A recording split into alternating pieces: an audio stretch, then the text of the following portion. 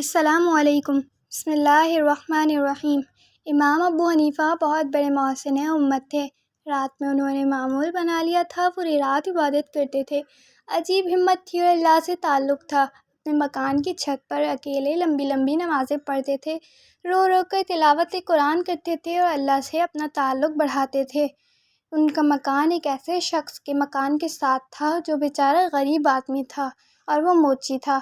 اس بیچارے کا چھوٹا موٹا کام تھا، کچھ پیسے ملتے تھے اس کو، وہ کسی وجہ سے نشے کا عادی ہو گیا۔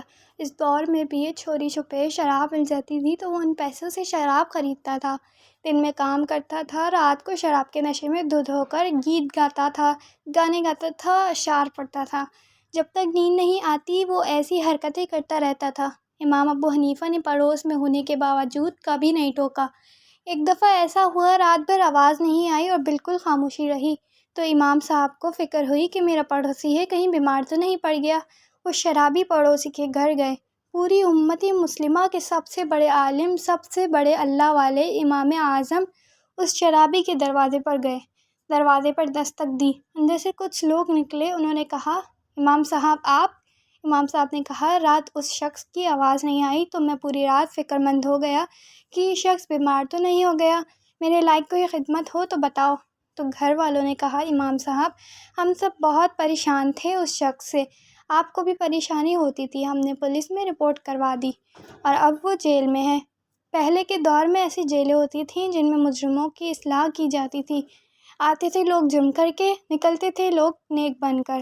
اب وہ موچی بھی جیل میں رہے گا اور سدھر کر آئے گا۔ امام صاحب سن کر خاموش ہو گئے۔ جب صبح ہوئی تو امام صاحب شہر کے حاکم کے پاس گئے۔ اس نے دور سے امام صاحب کو آتے ہوئے دیکھا تو وہ بہت حیران ہوا۔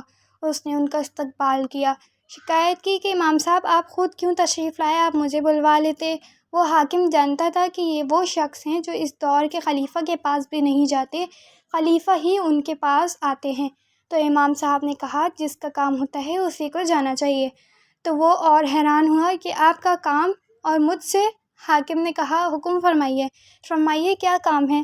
امام صاحب نے کہا، ایک میرا پڑوسی ہے، یہ حلیہ ہے، یہ نام ہے، مجھے پتہ چلا ہے کہ آپ نے اسے گرفتار کیا ہے، جیل میں بھیجا ہے۔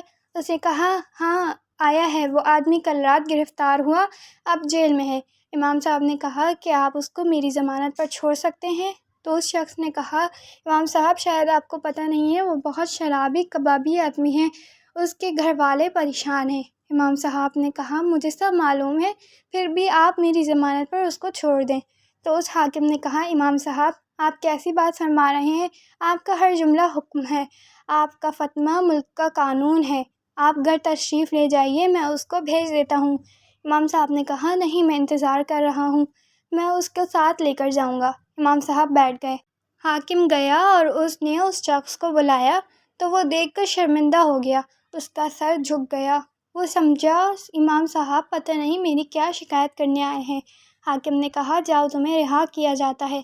امام صاحب اٹھے اور اس کو ساتھ لے کر چل دیے۔ پورے راستے امام صاحب نے اس کو ایک جملے کی بھی نصیحت نہیں کی اور اس کو اپنے گھر پہنچایا اور خود اپنے گھر آ گئے۔ دن گزر گیا، رات آ گئی۔